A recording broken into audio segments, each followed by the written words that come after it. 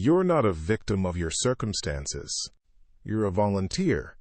Every morning you wake up and consciously choose to hand your power over to things you can't control. Your boss, the weather, your past, other people's opinions. You've convinced yourself this is just how life works. But here's what nobody tells you. That helplessness you feel, it's not real.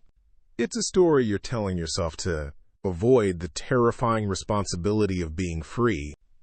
By the end of this, you'll know exactly why you keep choosing powerlessness over freedom, and how this one shift in awareness changes everything about how you experience suffering. Let me show you something. Right now, think about your biggest problem. Got it?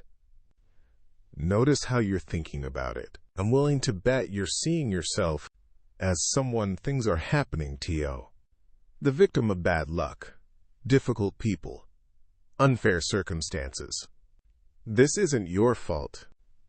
We're taught from birth that we're passengers in our own lives. Something goes wrong at work. It's because your boss is unreasonable. Your relationship fails. It's because they didn't appreciate you. You feel anxious. It's because the world is stressful. But here's the hidden threat in this thinking.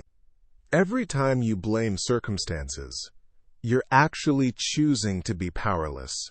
You're trading your agency for the comfort of not being responsible. I remember Aurelius Maximus once telling me about a student who came to him, furious about being passed over for a promotion.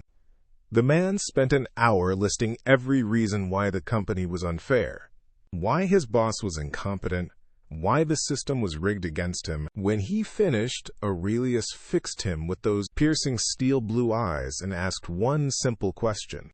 And what exactly are you going to do about it?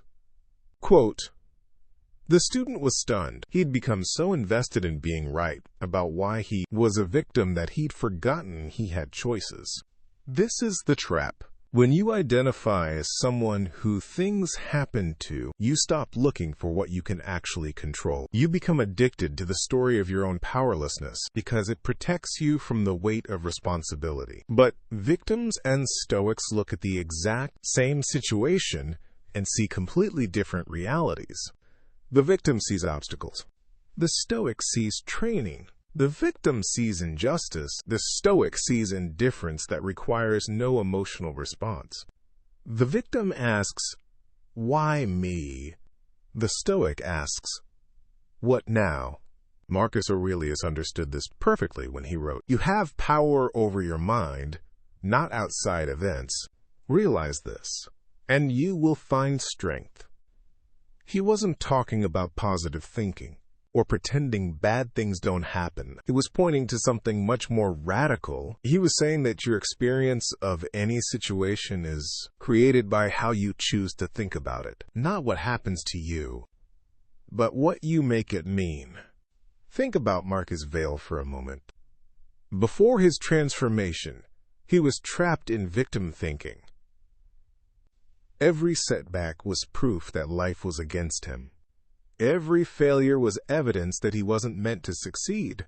That distinctive jaw would clench with resentment at how unfair everything was. But something shifted when he realized he wasn't a victim of his thoughts.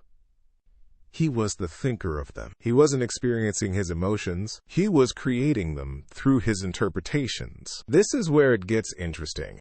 The Stoic doesn't suffer less because their life is easier. They suffer less because they understand that suffering is something you do to yourself with your thinking. When someone treats you badly, you have a choice. You can think, this is happening to me, this is unfair, I'm a victim of their behavior. Or you can think, this is their choice, it says nothing about me, how do I want to respond? Quote, same situation, completely different experience. The victim gives their emotional state to other people. The Stoic keeps it for themselves. The victim needs circumstances to change to feel better. The Stoic changes their relationship to circumstances. Here's the shift. Stop asking, why is this happening to me? Start asking, how am I participating in this experience? Stop looking for who to blame.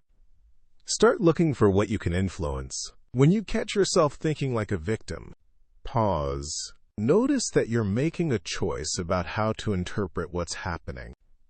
You're not powerless. You're just not using your power. Your boss isn't making you angry. Your interpretation of their behavior is creating anger in you.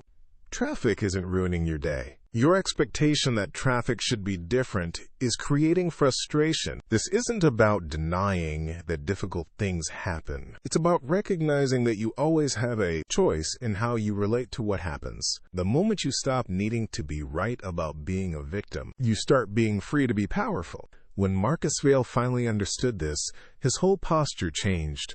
That controlled intensity wasn't about fighting against life anymore. It was about taking full responsibility for his experience of life.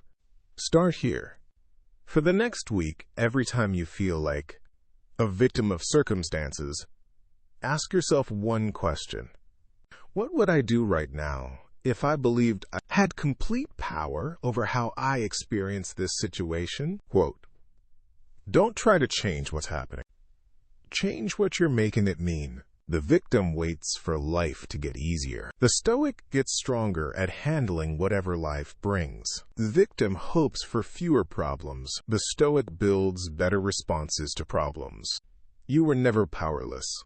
You just forgot you were choosing. Now that you see it, it gets worse.